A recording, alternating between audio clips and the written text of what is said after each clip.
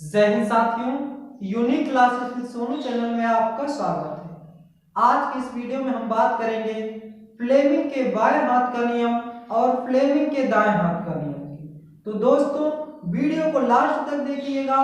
Fleming के बाएं हाथ का नियम और फ्लेमिंग के दाएं हाथ का नियम दोनों ही आपको इसी वीडियो में याद होने वाले हैं। तो चलिए बिना देरी किए हुए स्टार्ट करते हैं फ्लेमिंग के बाएं हाथ का नियम। फ्लेमिंग के बाएं हाथ का नियम क्या होता है?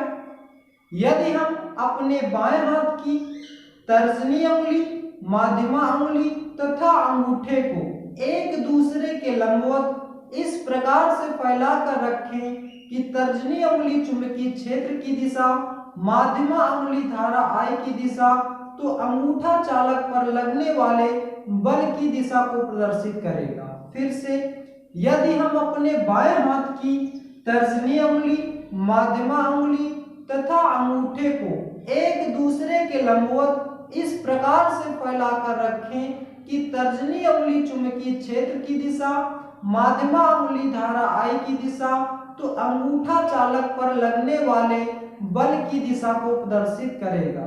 कैसे याद रखना है? तर्जनी उंगली के सामने चित्र बना के एक बार प्रैक्टिस कीजिए। तर्जनी उंगली के सामने लिखिए चुंबकीय क्षेत्र की दिशा B, माध्यमा उंगली के सामने लिखिए धारा I की दिशा और अंगूठा के सामने लिखिए बल की दिशा।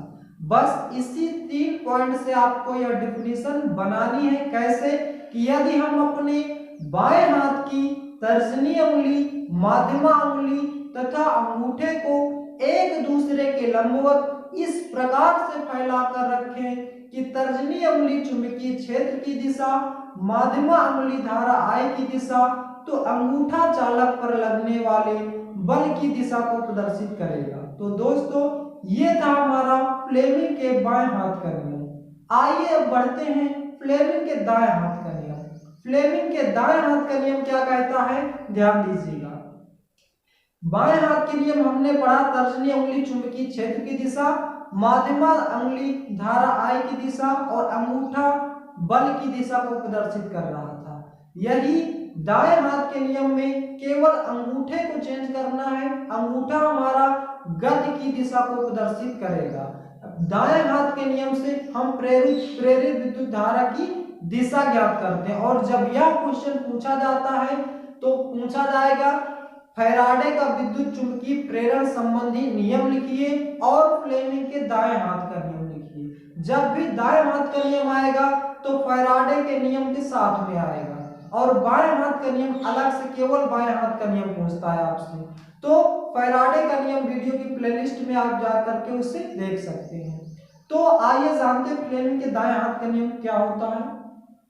यदि हम अपने दाएं हाथ की तर्जनी उंगली, माध्यमा उंगली तथा अंगूठे को एक दूसरे के लंबवत इस प्रकार से फैलाकर रखें कि तर्जनी उंगली चुंबकीय क्षेत्र की दिशा, माध्यमा उंगली धारा I की दिशा, तो अंगूठा चालक पर लगने वाले गति की दिशा को प्रदर्शित करेगा। ध्यान दीजिएगा, वहां पे बल की दिशा को प्रदर्शित करेगा, यहाँ पे गति की दिशा को प्रदर्शित करेगा। केवल इतना सा डिफरेंस आपको करना है, आप बाकी सब पूरी डिफिनीशन सेम वही है। फिर से, यदि हम अपने दाएं हाथ की तर्जनी उंगली, माध्यमा उंगली तथा अंगूठे को एक दूसरे के लंबवत इस प्रकार से फैलाकर रखें कि तर्जनी उंगली चुंबकीय क्षेत्र की दिशा, माध्यमा उंगली धारा I की दिशा, तो अंगूठा चालक पर लगने वाले गति की दिशा को प्रदर्शित करेगा। तो दोस्तों आशा करता हूं कि ये दोनों डिफिनीशन आपको अच्छे से क्लियर हो गई होंगी।